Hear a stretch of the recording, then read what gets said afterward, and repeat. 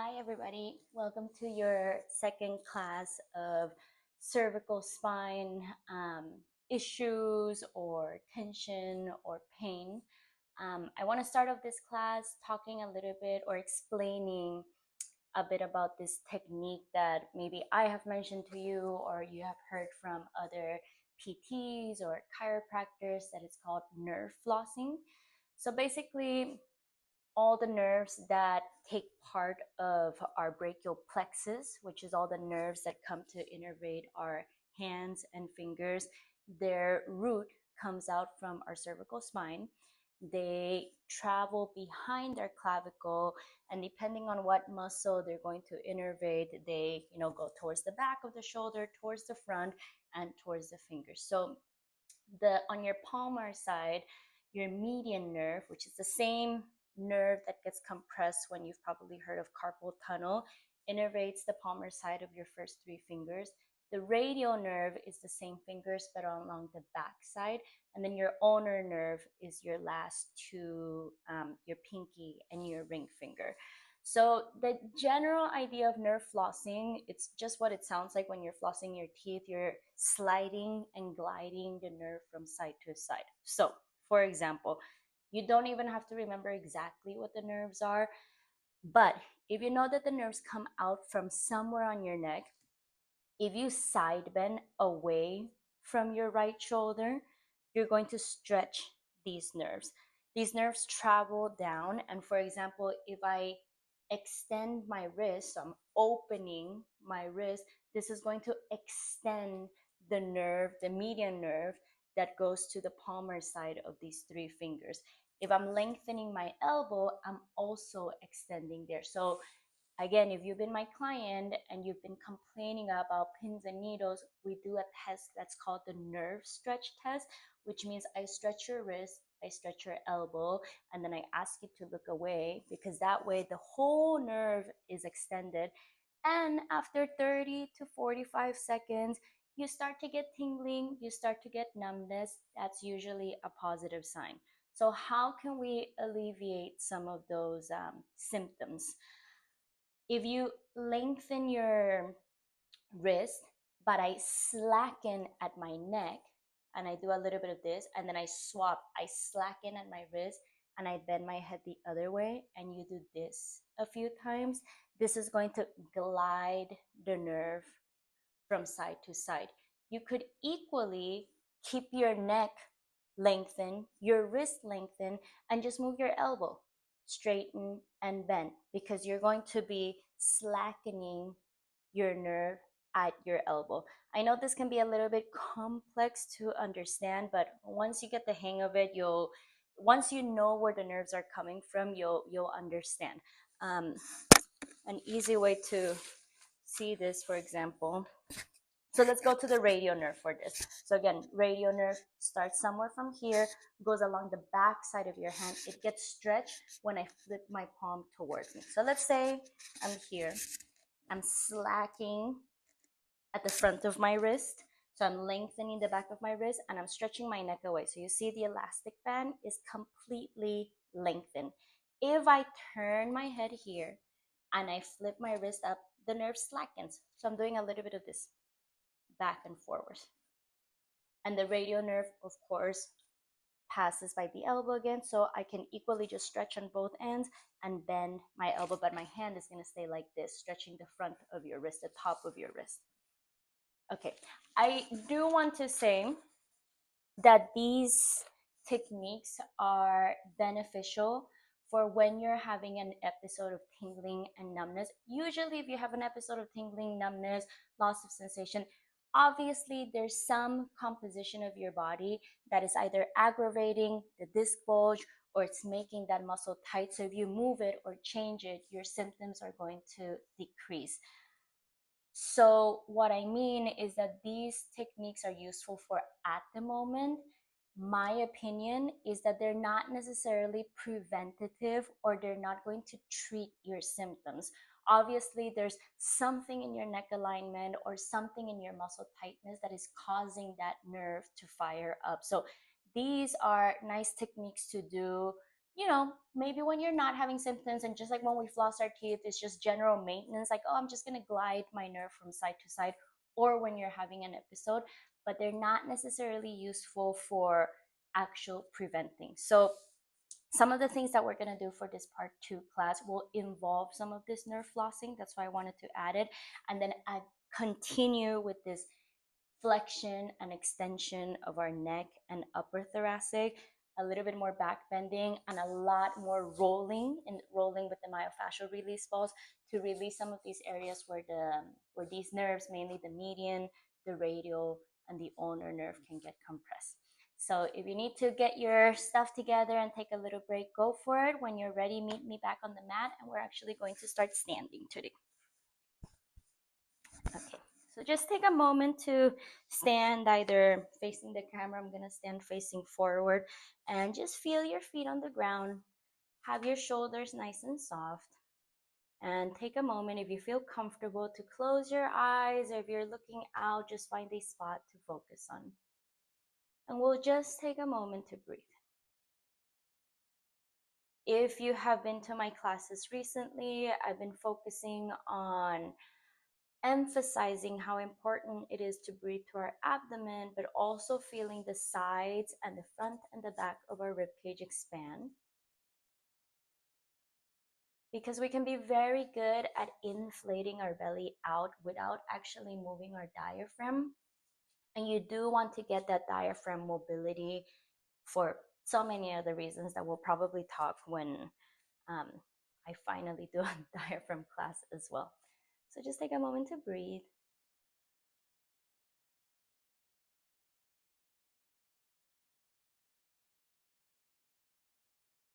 See if you can take a 5-second inhale, followed by a 7-second exhale.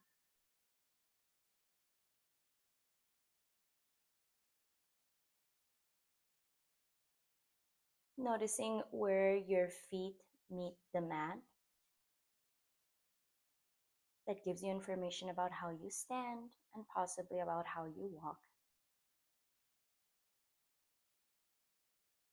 A big part of my intention in how I teach is just providing awareness of our bodies. From there starts whether there needs to be a change or adjustment, but just noticing how your body stands and feels.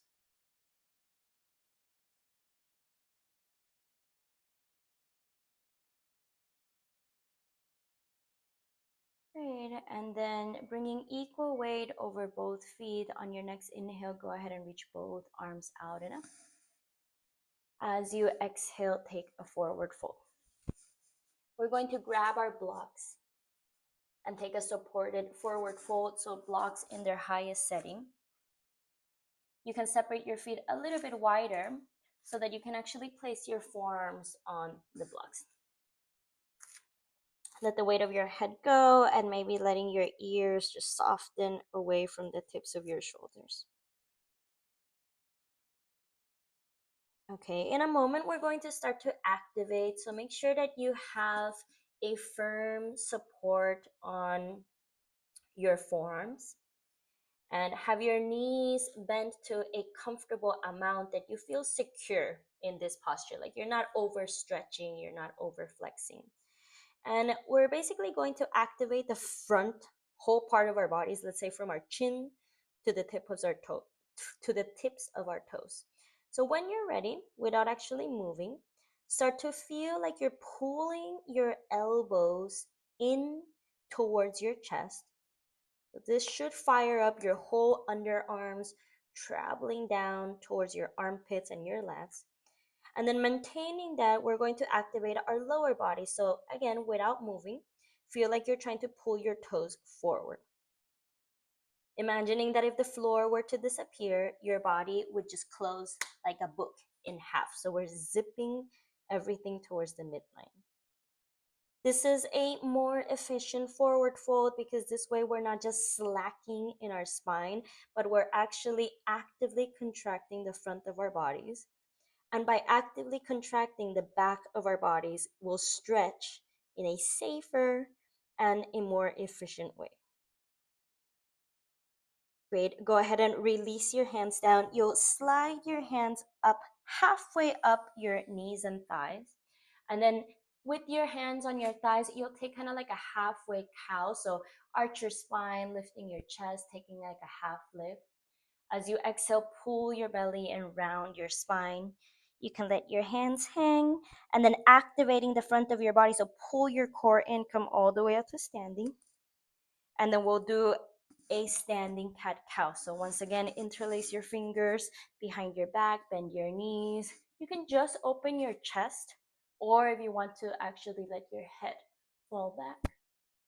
Use an exhale to press your feet down to come up to standing.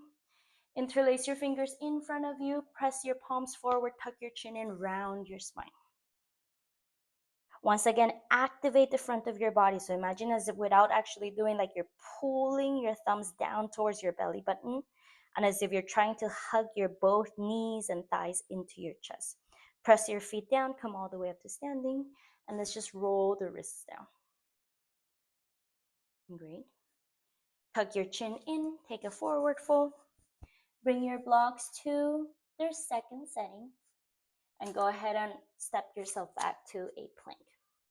And just a little bit here. So this is the way that we're actually warming up today, just engaging certain parts of our bodies.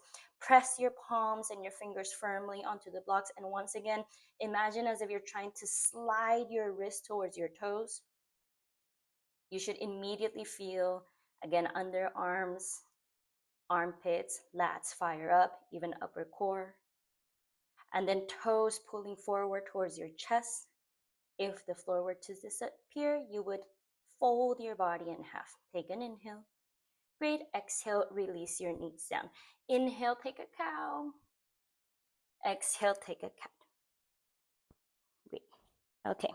So following up from the first class, you don't have to take these classes in order, but obviously we repeat themes. Your radial nerve, again, you don't have to remember the names of these nerves, but your radial nerve has two areas here under your armpit, or already kind of leaning towards your arm, where it likes to get compressed. One of them is called triangular space. One of them is called like a square space. So we'll do a few things at the beginning of class to stretch those areas and engage them. So I will do this kind of modified puppy pose with my blocks on their highest setting. I suggest you start there also. You walk your elbows to the blocks and you let your chest drape in between your hands. Great. If this feels too awkward, you can adjust. You can bring your elbows to a lower setting, but I like to have a lot of space under my torso for what we're going to do next. So first, find the stretch. That first moment that you feel the stretch, maybe you just pause there.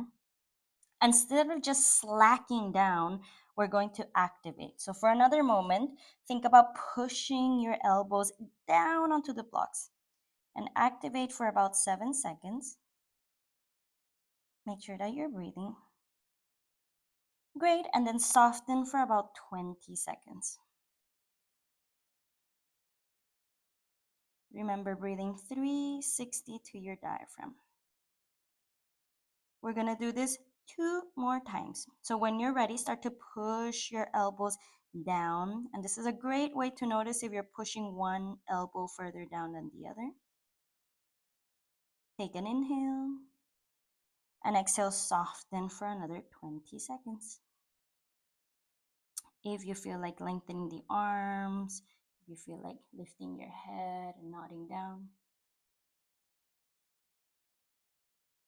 Great, last one. Push your elbows down 7, 6, 5, 4, 3, 2, 1, and then soften for 20.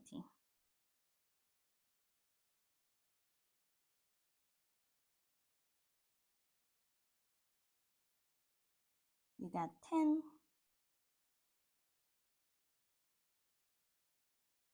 Great, and then slowly bring yourself up. We're gonna take this to a side bend. So walking both blocks, you just really need one for this one. And maybe you have to bring it a little bit closer to rest your right elbow. And adjust how far you want it. just to lengthen the whole right side of your body. And you can just walk your left arm somewhere towards the left.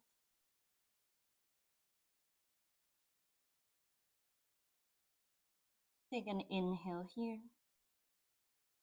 As you exhale, bring yourself up, walk your other block somewhere outside of your left foot and reach the right arm towards the right side of your mat. Maybe take it back, and optional, you can lift your hips slightly. So extending the whole spine. Great, go ahead and bring yourself down. Let's go to the other side. So blocks to their highest setting, left elbow somewhere on that left block. You can walk your right hand somewhere towards the back.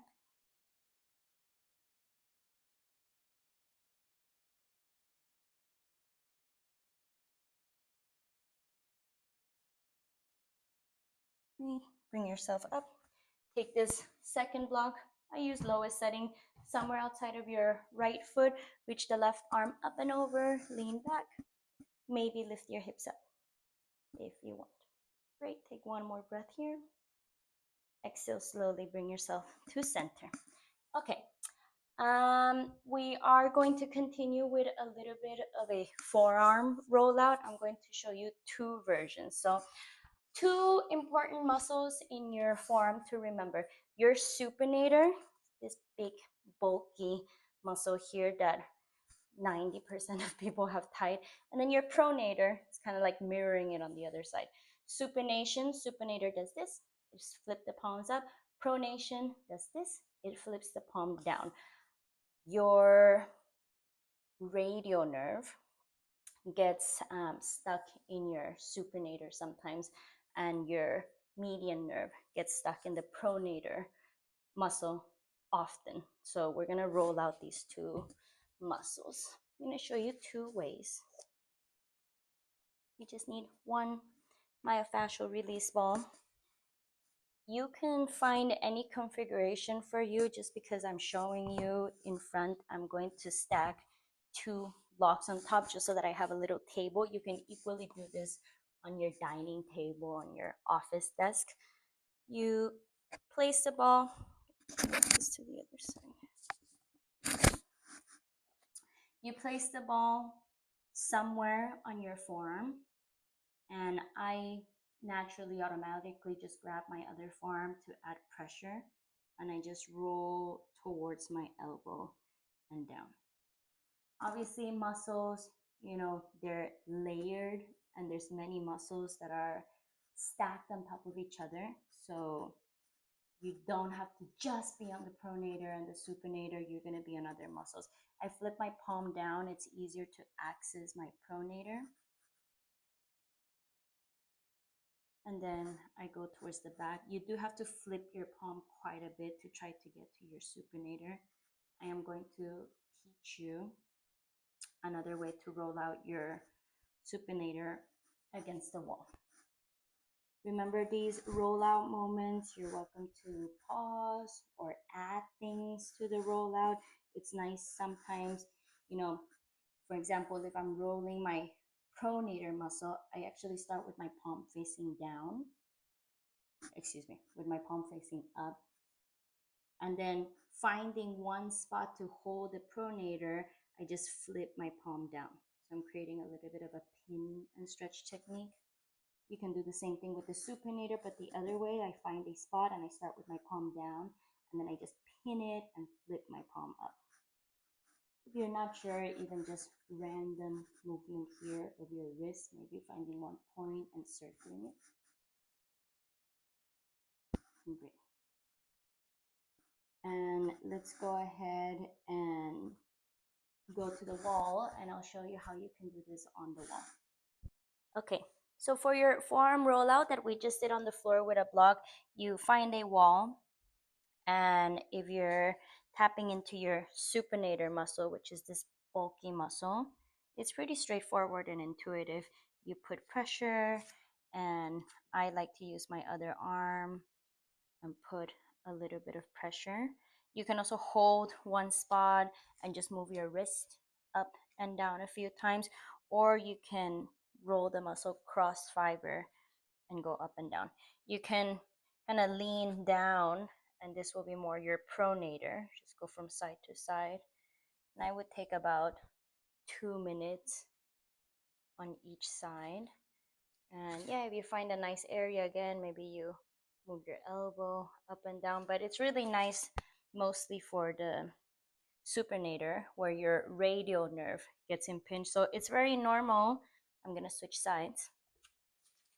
It's very normal that if your supinator is very tight and you are getting your symptoms of numbness down the arm, that you might find an area and it will give you radiating pain or trigger the pins and needles or the numbness. And if that's the case, maybe find a different spot or adjust your pressure. But that also gives you an idea where your radial nerve is. And then same thing, maybe you go on the pronator and you can move your wrist a little bit. If you need a little bit longer in this rollout, just pause the video and give yourself more time. And when you're done, we'll meet back on the mat in a child's pose. And go ahead and take an exhale, empty out your lungs. Take a nice inhale to feel the sides of your rib cage expand. And exhale to let that go. Staying in your child's pose, you can start to walk your hands as far forward as you can, maybe even lifting your palms up, creating little tents underneath your palms, stretching out under your armpits along the sides of your body. And when you're ready, go ahead and roll yourself forward to your tabletop. We are going to be using a belt for this next part. So if you don't have one, go ahead and grab one and meet me in your tabletop. We'll just give ourselves a minute here to move in any way that feels good. So continuing this second part of our cervical spine section, we will be getting into some upper shoulders and upper thoracic spine back bending. Maybe this is a good time to stretch out your wrists or any other movements that you want to add before we get into bigger shapes again. Great. And then when you're ready, go ahead and tuck your toes, press yourself back. We'll meet in a downward facing dog. And same thing, walk out your down dog. You feel like lifting one leg or the other, nodding your head, shaking it out.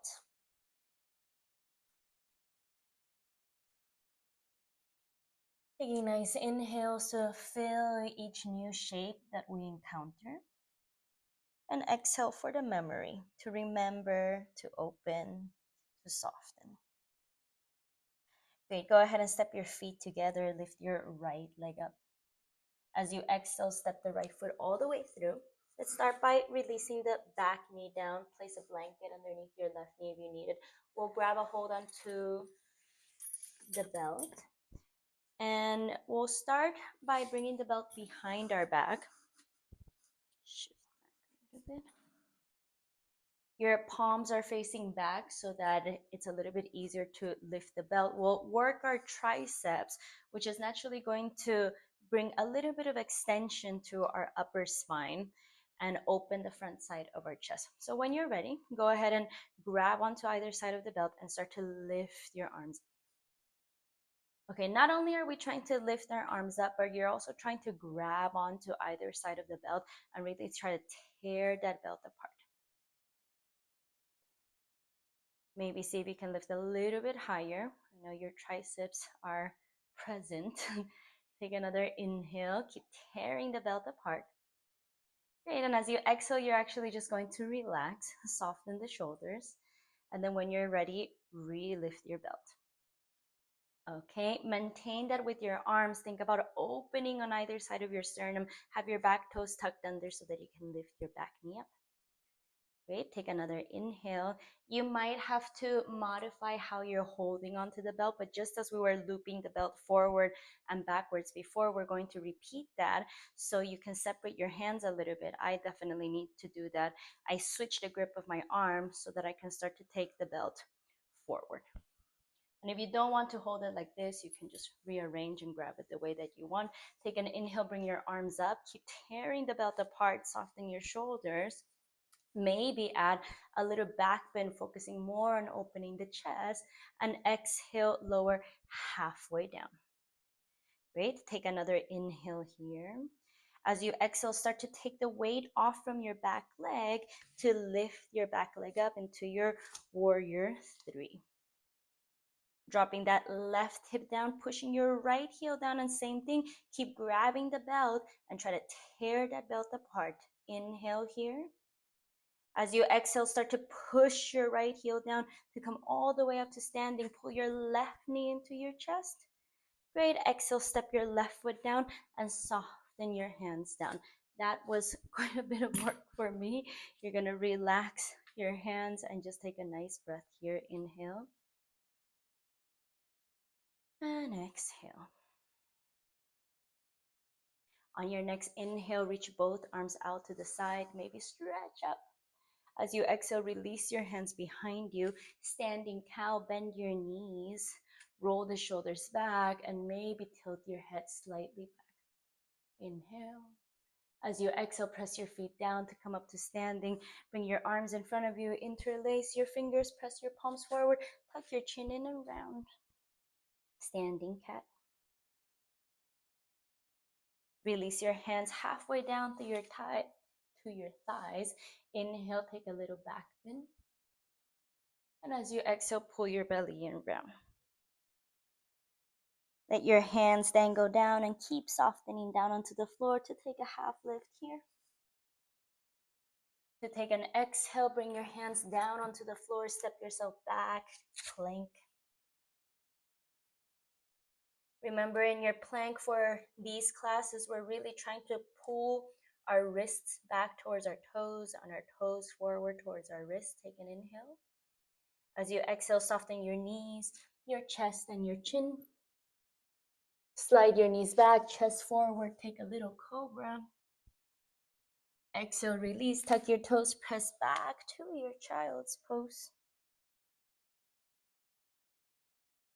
When you're ready, downward facing dog to start everything on the other side. Taking a breath here, exhale.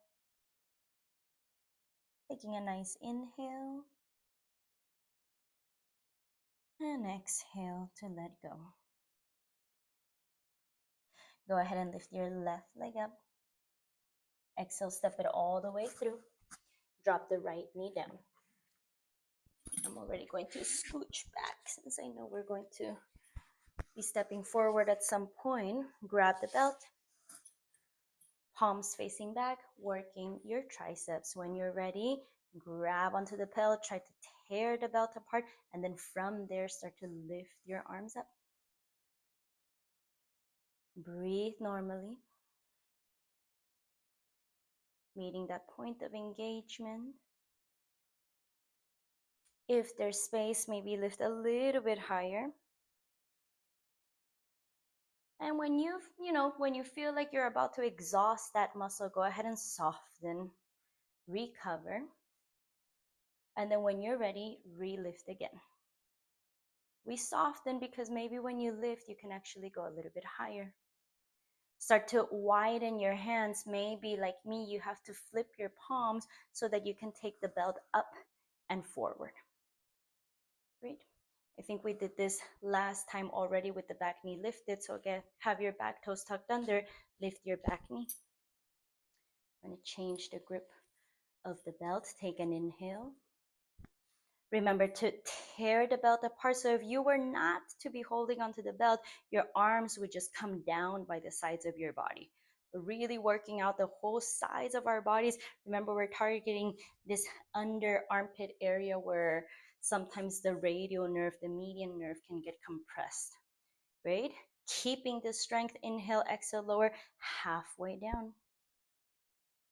Keep the focus on your upper back, so soften the shoulders, but engage the space in between your shoulder blades to shift your weight forward. Dropping that right hip down. Great. Breathing here, really pushing that left heel down, getting strength through that back leg. Pushing that left heel down, come all the way up to standing. Hug your right knee in. Keep tearing the belt apart. Soften the right foot down. Let go of your belt. Well done. Inhale. Exhale. So that was a, yoga inspired strength building sequence for upper back. We're going to jump back into a little bit of nerve flossing with our chair pose. So just a quick reminder, your radial nerve comes out from your neck, takes part of your brachial plexus somewhere around chest region. It travels towards your elbow and it innervates the back side of your three first fingers. So anything that does this, stretches the back of your wrist, is going to be stretching your radial nerve. We're going to be doing a little bit of that with elbow bending. So we're basically flossing at the wrist and at the elbow. So when you're ready, facing you for a moment, right hand comes in front, flip your palms, interlace your fingers, have your feet about hips width apart. Inhale, sit your hips low, arms up, or arms as high as you can, not very high. Coming to your chair pose. I am choosing to untuck my tailbone here, so I'm extending at my spine also, and your head can be in neutral. Maybe you tuck your chin one time to find neutral. Take an inhale. The movement here is going to exhale, bend your elbows. Inhale, lengthen. Maybe you bring your arms a little bit higher. Inhale. As you exhale, you're slackening at your elbows. Great. And lengthen. Maybe inhale, bring your arms a little bit higher. Again, you can keep your chin and your neck in neutral. Exhale, bend at your elbows. Great. And lengthen. Push your feet down, come all the way up to standing. Nice. Flip your palms so they're facing each other. Inhale, reach up and back. Great. Exhale, soften all the way down. Inhale, take a little half lift. Exhale, release. You're going to step back. And we're going to meet in a stationary puppy pose to take a few breaths. So from here, you lower your knees, chest, and chin. Here's where the options are. First option, you can just lower your chest and your chin, like our modified flow, and stay here for a few breaths. And either come out of it by pressing up or sliding your knees back. If you want to add the arms, it's going to increase the extension. You lower your chest and your chin down. Maybe you stretch your arms forward. This can be a little bit intense, and I don't necessarily think that it's for everybody. So you can try it. If it doesn't work out, you can modify or just meet me in the next phase. What I do like to do here is get some nice extension of your upper spine. Breathing a lot. Your belly should be soft. Take one more breath here. As you're ready, maybe walk your arms out and underneath your shoulders again. Either press yourself up and meet me in a child's pose or any other position. We are going to get back onto the ground, but before we do that, let's just connect the second side of our radial nerve stretch in chair pose. So you can just tuck your toes under, sit back, and lift your hips up, round yourself up.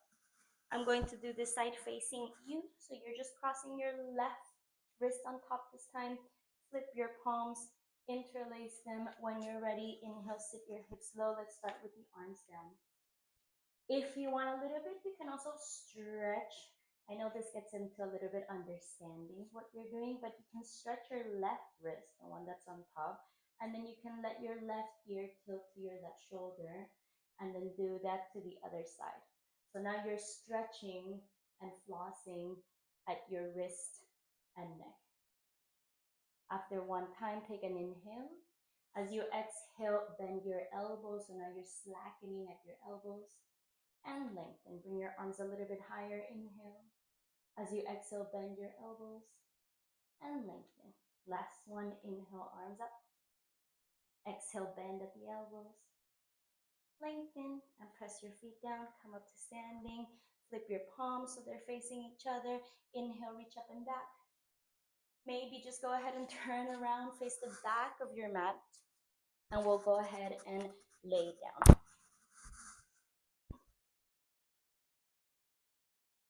Just take a few breaths. I know we didn't do before and after compare laying on the floor, but often when you've worked your spine a little bit, you might feel like your spine feels closer to the ground. So in a way, we're more grounded when we're more, I would like to think that we bring our spine into neutral when we allow our spine to back bend and forward fold.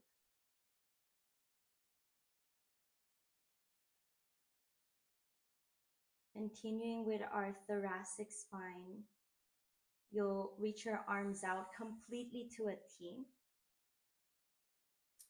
A little bit of explanation here.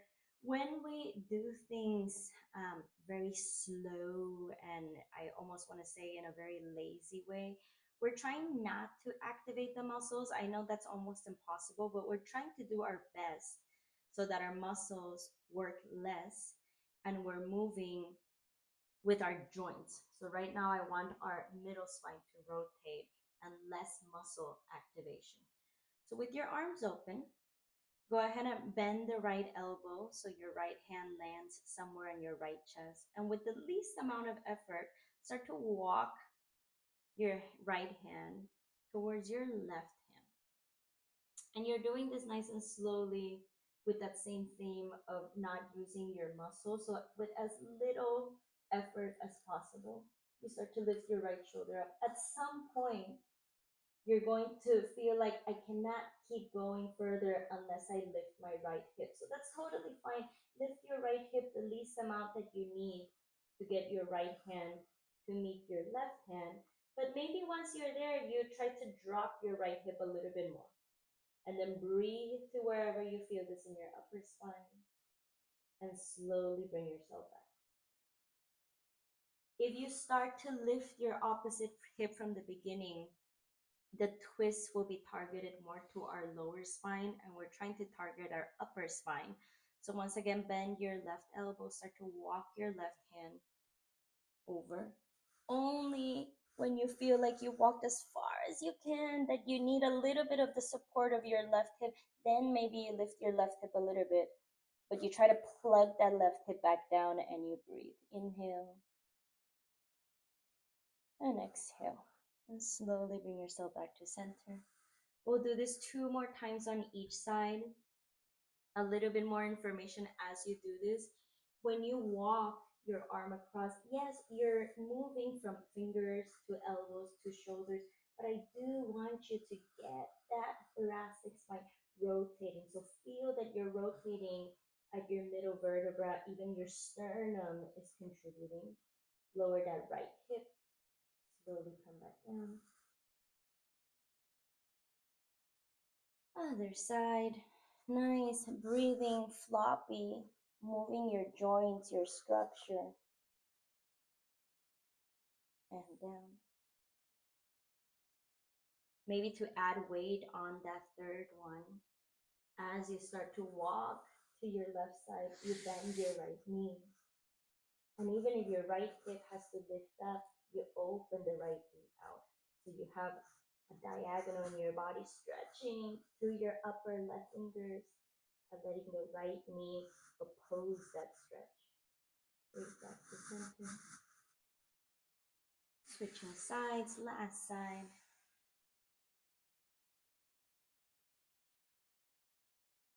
Stretching your right fingers away from your left knee away from right finger.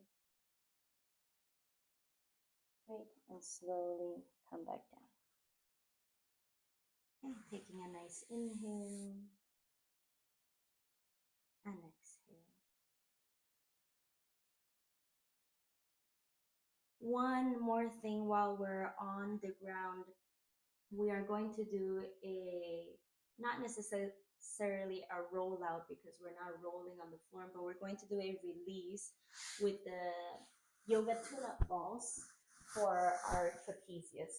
The last two, I think it's the last two movements that we have, I received or I got taught from Jill Miller. She is the woman behind Tune Up Fitness, and she really revolutionized my practice and both personal and with my clients.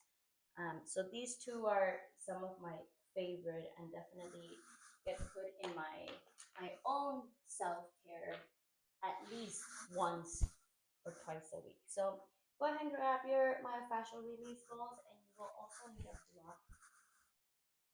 Just have it within arm's reach. And your trapezius are, it's a big muscle, but mainly it's this area where the space in between your neck and the edge of your shoulder. So you want like a nice massage therapist to just rub. So go ahead and roll onto your back again. Have the block within arm's reach. And you'll lift one shoulder. This is not meant to go on either side of your spine. There's other things that we will do for our spine, but this is really for your upper shoulder. So you lift one shoulder, you place one of the balls there. You lift your opposite shoulder and you go there. And the feeling that you want to get is that if I reach across to my opposite shoulder, you can feel that it's almost as if the skin got pushed forward. So it's slackened. And I know some of you might be like, what? I don't feel anything there. So you do have a block. You can press your feet down with your pelvis and slide a block under. And, just a game of weight distribution that's going to add more weight to your shoulders. Okay, once you find your spot, go ahead and keep your arms out to the side and be less pressure to change right from the beginning to have to feel something loud. I got into a conversation yesterday with one of my clients telling me, oh no, but I like when people push hard. Like I really like deep pressure. And I shared with her my opinion that, sometimes that really deep and intense need that we want to get is what keeps us in a chronic pain pattern, because we constantly need that deep stimulus, and our nervous system just keeps holding on to that deep stimulus. So you might feel your traps a lot, you might not feel them so much. Trust me, it's doing something. But maybe as we breathe and do less, we can tap into the subtleties. And if you're somebody who has really tight traps or you always feel them, and right now maybe you feel less, that feeling of feeling less, needing less, try to breathe that to your whole system. So we don't have to go really deep, right? We can start working on the surface. And through the surface, you'll slowly know, which layers need to get unfolded as we breathe.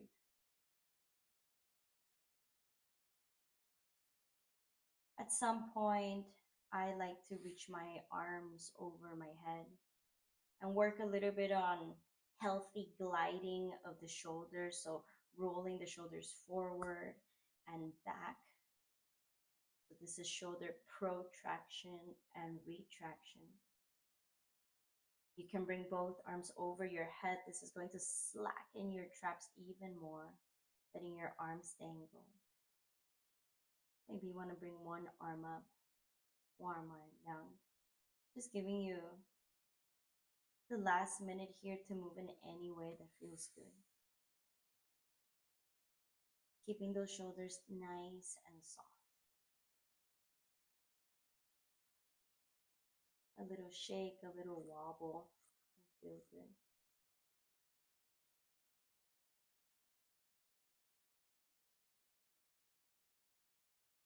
Taking a few nice breaths.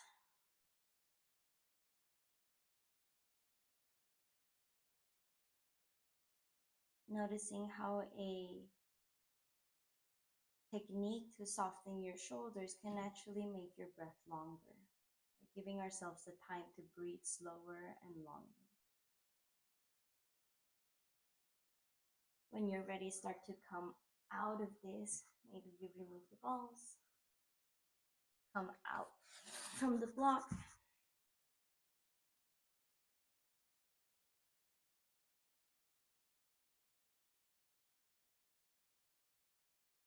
One of our last movements for this second part, you can start to bring yourself up, will be another shoulder release following this myofascial release. You'll use the belt again. And again, just mentioning Jill, again, she really, with this one exercise, that this is the only way that I do this variation of a forward fold now. It really changed the information that I was receiving from my shoulders and giving back to my brain and my body. So we're basically doing a wide separate leg forward fold with a belt. I'm gonna do it facing away from you, and then in a moment I'll change towards you. You can separate your feet as wide as you need. Grab the belt once again, same way that we've been doing, palms facing back. So we just soften our shoulders. We do not want to activate our shoulders again. We are doing this because, again, a lot of disc bulge, disc herniation, or even just general structural musculoskeletal imbalances. Most of us have something in our traps, an overworked trapezius. So we're going to try to get our traps to work a little bit less. You can separate your hands as much as you need. The goal is not to bring your hands together. So just because you can interlace your fingers, I would encourage you to do it with a belt and widen your hands. Take an inhale. As you exhale, start to forward fold. And you're grabbing onto the belt wide enough that you can feel like your hands want to fall over your head. You want to feel like your shoulders want to scrunch up towards your ears. Let that happen. You don't have to pull your shoulders away from your ears. You can let them fall towards your earlobes. You want to keep your chin slightly tucked in so that you can give that space to your shoulders to fall forward. Face you for a moment.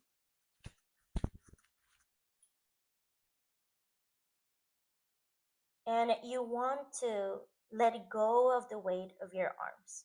Still grabbing onto the belt. If you're doing something, keep thinking about tearing the belt apart, but let your shoulders soften. We'll be here for about another minute. With every exhale, allow the information that you're receiving to change. You let go more. You breathe slower. You create space in between your vertebrae. You're tractioning your neck and spine.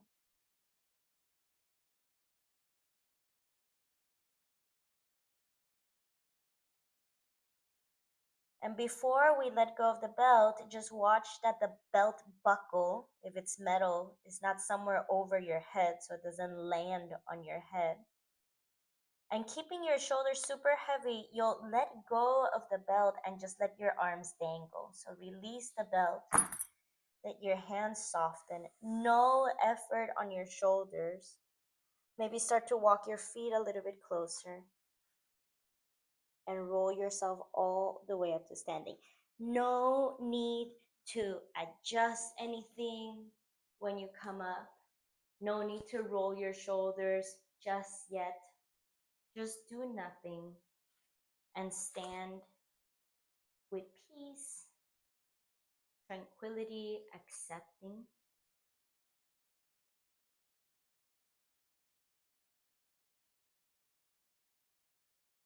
Hopefully, you can notice the difference of really shortening those muscles so that we can reset them instead of constantly overstretching them, because we have many muscles that are overstretched, maybe from too much. I don't even want to do it now because I just softened mine, but kind of like stretching your head away from your shoulder, right? So there's time for that, but there's also a lot of value in shortening muscles and letting them shrink again so they can reset into their normal length rather than being super elongated.